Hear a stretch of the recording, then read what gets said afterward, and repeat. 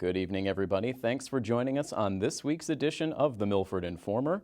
Once again, I am your host, Tim Coet. We have a great mix of local politics, local music, and local sports on the show for you this week.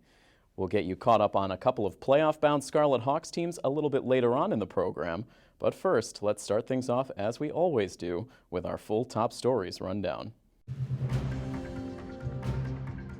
Tonight, hear from state representative candidates Brian Murray and Sandra Biagetti as they participated in last week's Citizens for Milford-sponsored Candidates Forum.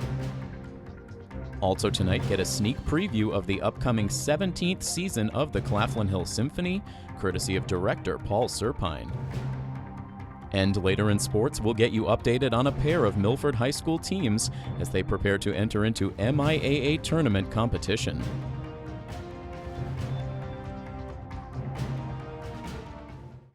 It may be hard to believe, but we are entering into the home stretch of this 2016 election season. At times this year, it has felt like the presidential race has been all-consuming. However, it is important to keep in mind that there are many important decisions to be made at the local level on this fall's ballot. One of those local races involves the state representative seat, which is being vacated by John Fernandez. Late last week, the two candidates vying for the open seat came together to participate in an open forum sponsored by the Citizens for Milford. Let's take a look now at just some of the moments from the candidate forum. I cannot convey to you how fortunate I feel to have this opportunity to run for this seat and potentially represent this fine district. I do not consider this position a natural evolution for me. However, given the ideological imbalance on Beacon Hill, I feel this is the right time. I feel the voters of this district deserve a choice in this election because the fact remains the overwhelming Democrat majority on Beacon Hill prevents true, honest, and balanced debate on matters of importance to the people of this district and the Commonwealth. Given my experience serving Hopedale as former selectwoman and school committee member and still a current member of the Zoning Board of Appeals, I understand local community needs, and I'm prepared to represent this district at the state level. I think that my experience on the municipal side of things for the number of years that I have been involved in things could be very valuable to the district moving on to the state level. I think the primary focus of this job going forward has got to be constituent service. The residents of this district need to know that when they have a concern, an issue with any department of the state, it's not like trying to reach into that black hole and trying to figure out what's going on, where to go. They have a person that they can go to. That person's going to advocate for them, and that person will get back to them with a timely response, hopefully a favorable response, but it's really service to the constituents. What do you think are the top 5 issues facing our communities? And please prioritize them, 1 being the most important and 5 being the least important of the top 5. Let's start with Sandra. Well, it's tough to actually say what the top one is, but I really feel in Milford, especially, we need to do something about the cost of illegal immigration. Second, about creating jobs within the community. Third, always, and that even this could be at the top of the list, is local aid. And those are actually the 3 that I'm focused on. If I had to pick, these would be the 3 most important that I'd be working on. Clearly, local aid has to be number 1. The municipal budgets are so dependent upon local aid. For these towns to deliver proper fire, police, and schools, they need to have strong local aid numbers with certainty. That's something that a strong representation at the state can do. Secondly, kind of feathering into that, I think the commitment to education has got to be there. Our schools are facing increasing pressure from all kinds of different populations. That's requiring different services and resources, and the state has to be able to finance that. Locally in Milford, you know something, actually nationally, I think the opioid epidemic is just something that we really cannot avoid. Economic development is always a key issue. You've got to bring good industry into your communities. I know that's particularly an issue in Mendon, and one of the problems they have is they don't have the infrastructure. There's no water, there's no sewer. So, you know, maybe the state can step in, maybe the state can render some aid to try to build up that infrastructure, because businesses aren't going to come unless the community infrastructure can support them. I'm interested in charter schools. Do you support charter schools? And if you do, why? And if you do not, why? I do not support question 2, which is looking to increase the level of charter schools, I think by 12 every year. Charter schools have become a drain on funding for regular public education schools. When charter schools first originated, the idea was that any student that would leave the public school would be reimbursed. The public school where the student left would be reimbursed by the state so that their budget would remain static. They wouldn't lose any funding. In the last 4 years, that hasn't happened. So some of the towns, I think Ashland is facing a major deficit because so many of their students are going outside of their district to charter schools. It's a real drain on the public education. To say yes means it really is it's financially devastating to a lot of districts. To say no leaves children within a school system that is underperforming. So what do you do? I'm really torn with this question, and I really have to research it a lot more, because honestly, I don't have an answer that I'm comfortable with right now. This is Tariff Chambers. What's your position on medical marijuana and specifically the question on the ballot?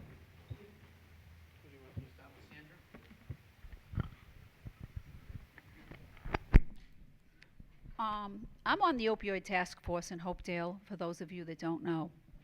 And the opioids are a controlled substance. I'm not for this, by the way. Opioids are a controlled substance, and we don't have that under control. To introduce another drug, a mind-altering drug, into the system now is more than we can actually handle.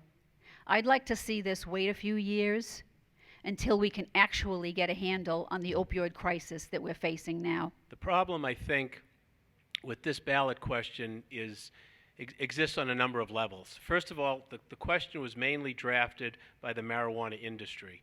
And if you look at the tax that they're proposing, it's about a third less of what gets taxed in Colorado. So if for nothing else, you can look at that and say, wait a minute, this is not a particularly fair way to implement it. I think beyond that, I think the technology has to catch up with the question in terms of operating a motor vehicle.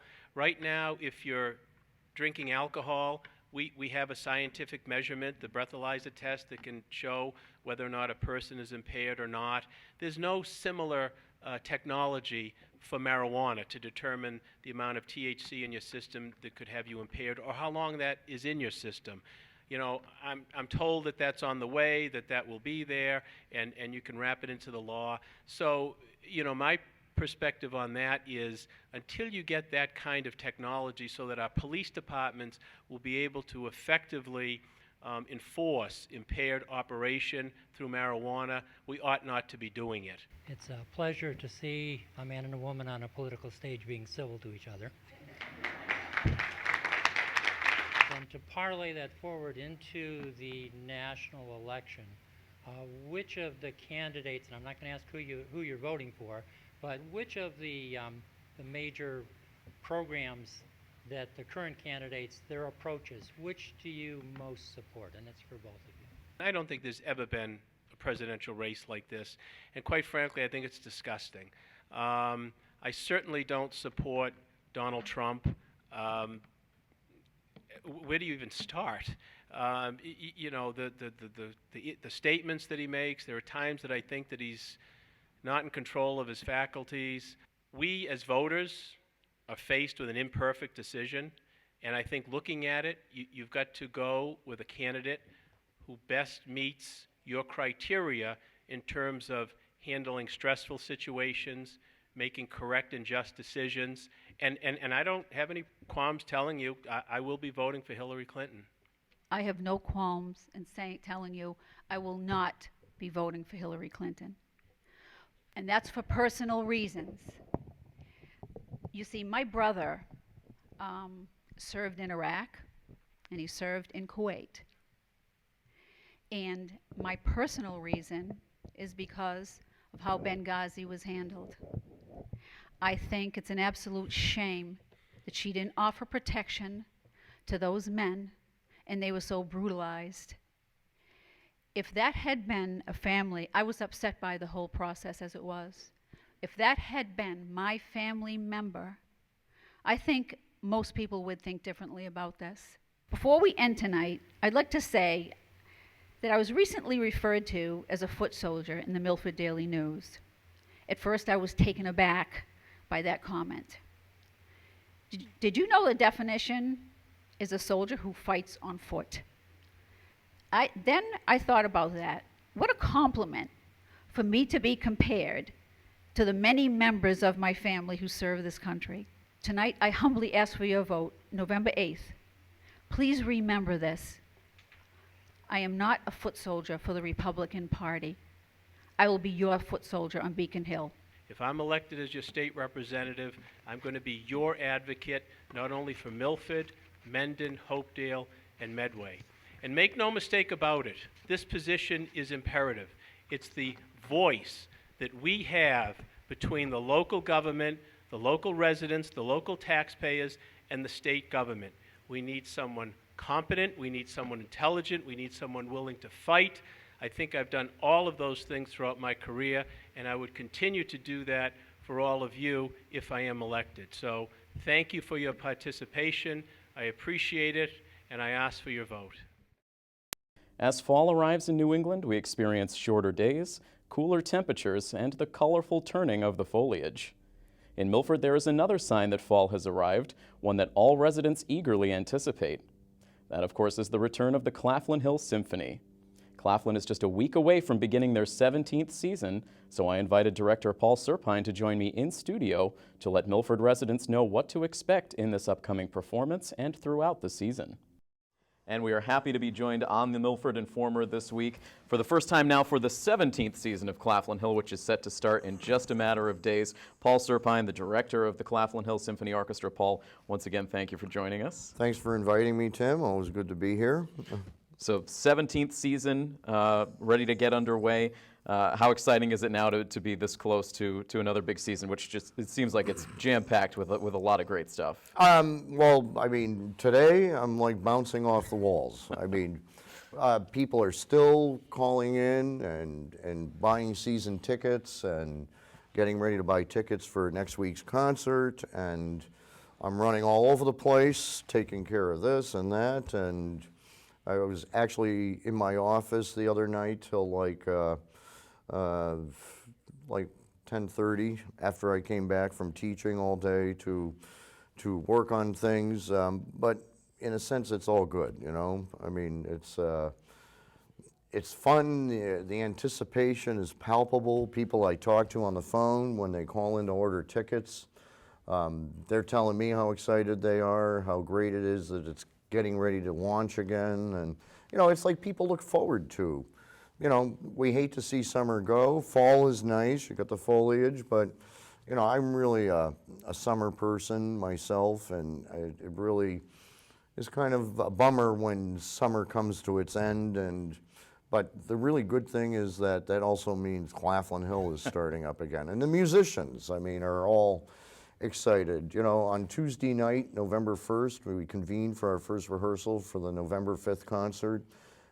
It's always kind of like this big family reunion night, you know, everybody coming into the town hall for rehearsal, hugging each other, you know, taking out pictures of their kids, their vacations. I mean, it's like seeing a gigantic family finally all coming back together again, and I kind of feel like, you know, the dad. You know, and we've got this great season of concerts, great programming that's just looking forward to getting it underway. And it's kind of hard to believe, 17 years. Every season, it seems like you're bringing something new, something different to the table. And this year, looking at the description of this season, you call it a year-long exploration of the symphony form. Tell us a little bit about that. Well, we're a symphony orchestra, which means, you know, orchestra is the noun, symphony is an adjective, meaning it's an orchestra of the size that can do these major works of the great composers. A symphony was a form of composition, you know, usually consisting of 4 different movements in the work, you know, a big, you know, strong, energetic opening movement, sometimes a slow movement, maybe a dance movement like a scherzo or a minuet, and then a rousing finale. You know, Haydn and Mozart kind of really brought the symphony form to what it became in the classical period, and then Beethoven kind of blew the whole form apart and changed everything. And then after that, everybody that approached the symphony form, you know, had to do so with the idea of what, you know, Beethoven had made possible, you know, bigger orchestras, change up of the format of the movements.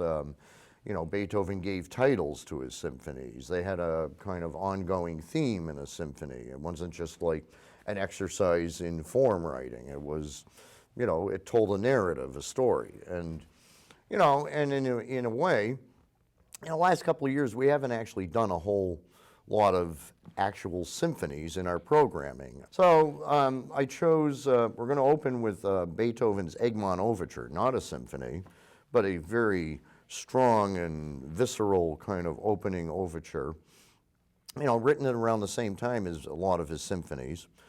And then explore the Symphony No. 5 of Felix Mendelssohn. He was a German composer, just a little bit right after Beethoven.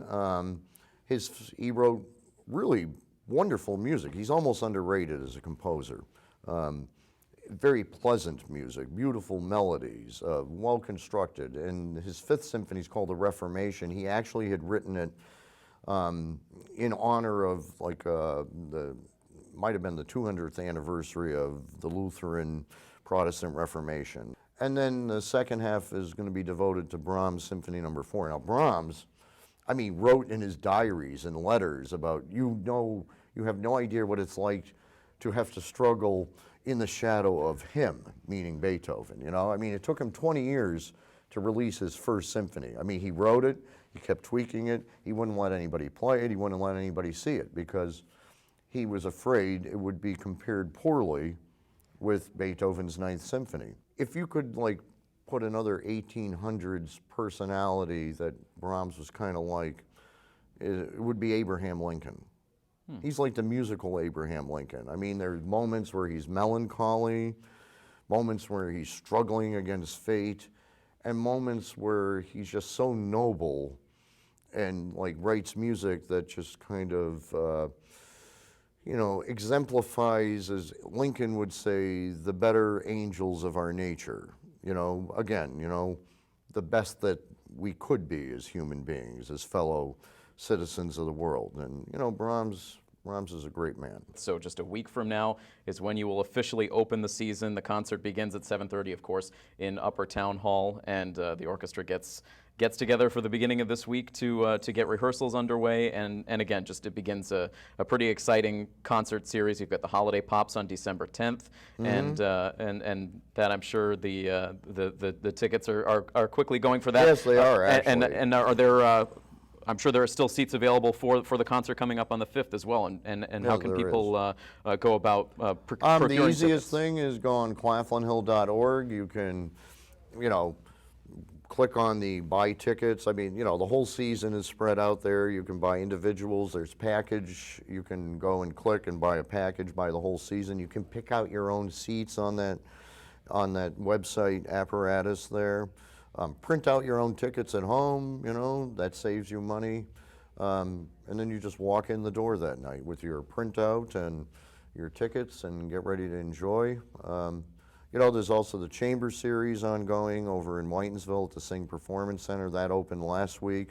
Had a nice audience for that. And we have a few surprises coming up this year as well. So I mean, Claflin Hill is growing. In the Shadow of Ludwig van is the season premiere concert. It happens on Saturday, November 5th, so just a little over a week from now. The show begins at 7:30 over in Milford Upper Town Hall. Still tickets available, so head over to claflinhill.org to get the ticket information. A very simple process over there. And we'll, of course, have the full concert season here on Milford TV. But as always, we encourage you to go out to Milford Town Hall for the performances. You can't get better than the live performances over there from Claflin. And so, Paul, we really look forward to this season. Well, thanks a lot, Tim, and we'll be talking all year, I think, about things.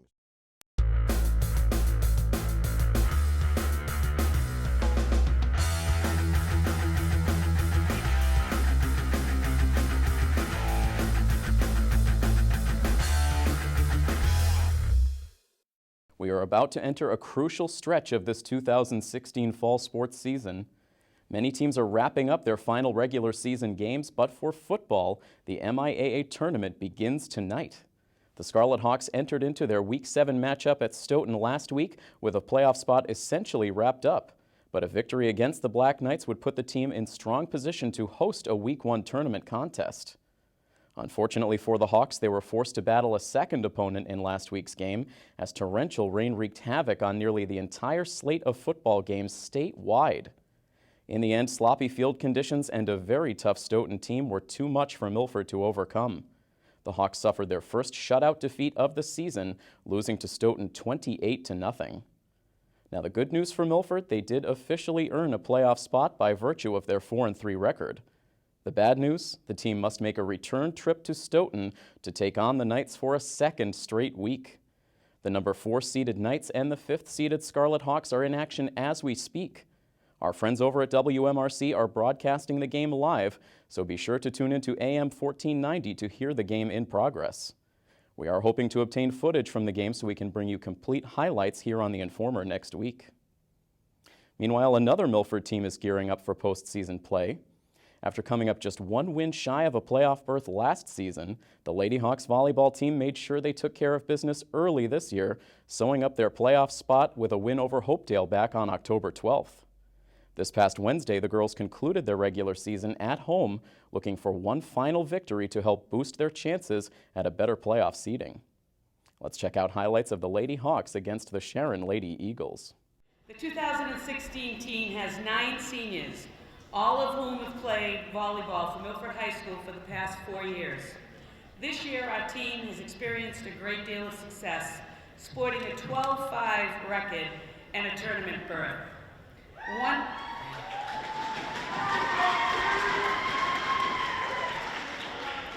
One of the major reasons for the success is our senior leadership. Our seniors have set the tone all season with hard work and dedication. Each of our seniors has played a significant role in the success of the 2016 team. So it gives us, all of our players and our coaches, great pleasure to celebrate with each of our seniors tonight. We have reached the end of the 2016 regular season for the girls volleyball team. This is their final game before the MIAA tournament begins, so it is senior night here in the Milford gym. Floats that one to the far sideline. Sharon has to play it. They're able to get it back over. Now it's Zagami with a rangy play. Returned over by Kelly Reichert. Now a high set in front. Comes over the net. Shirelli's there to play it, and she gets the kill. One of their senior captains, Allie Collins, serving it out. Now she sends this one straight back over the net. Now here's Zagami, gets a little help from the net. This ball ping-ponging back and forth on the Sharon side. They tried to save it, but too many touches. And set point now for Kyra Alves.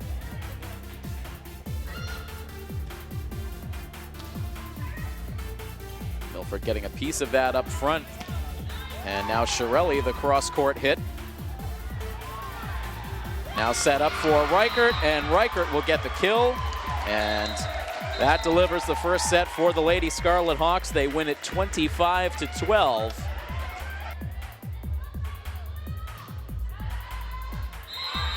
And that one just inside the corner.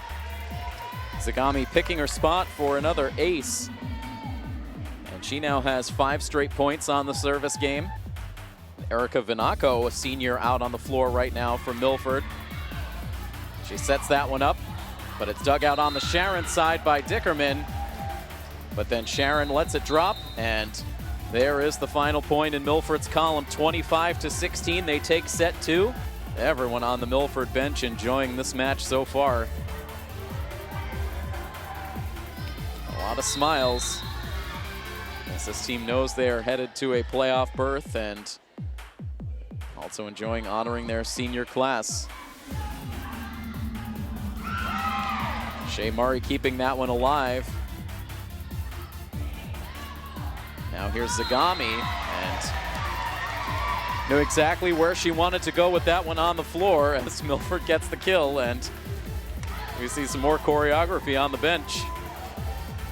Feeling this rush of momentum here with Sharon's backs firmly against the wall. Here now is Obashan. Set up now on the left side. Zagami able to meet it. Now Lobuser one-handed sends it over. Now Schuler to Collins, now to Obashan. And this will do it as it comes down. Milford gets the point, and they finish off a 3-set sweep. They win the third set 25-18. Get a little interesting there in the end, but ultimately Milford is able to get it done. As Obashan gets the kill, that ends it, and this Milford team going home happy as everyone out on the court right now. High fives all around as this regular season comes to an end with a win. What a great way for the Lady Hawks to conclude the regular season. The girls will now play the waiting game to find out where they will be seated and whether they will have a chance to host an opening round playoff game. The MIAA will release the bracket information on Tuesday, November 1st, with Milford likely playing their first playoff game on Thursday, November 3rd. Next week on The Informer, we expect to have full first-round playoff highlights, and we also hope to check in with Coach Zakili and the captains to get their thoughts heading into what should be an exciting and highly competitive playoff run. Best of luck to all of the Milford teams in the MIAA tournament. And that's going to wrap things up for this week's show. Again, we look forward to bringing you a comprehensive playoff update for football and volleyball next Friday night. We hope you will join us then. Until next time, from all of us here at Milford TV, this is Tim Coette saying have a great week. So long, everybody.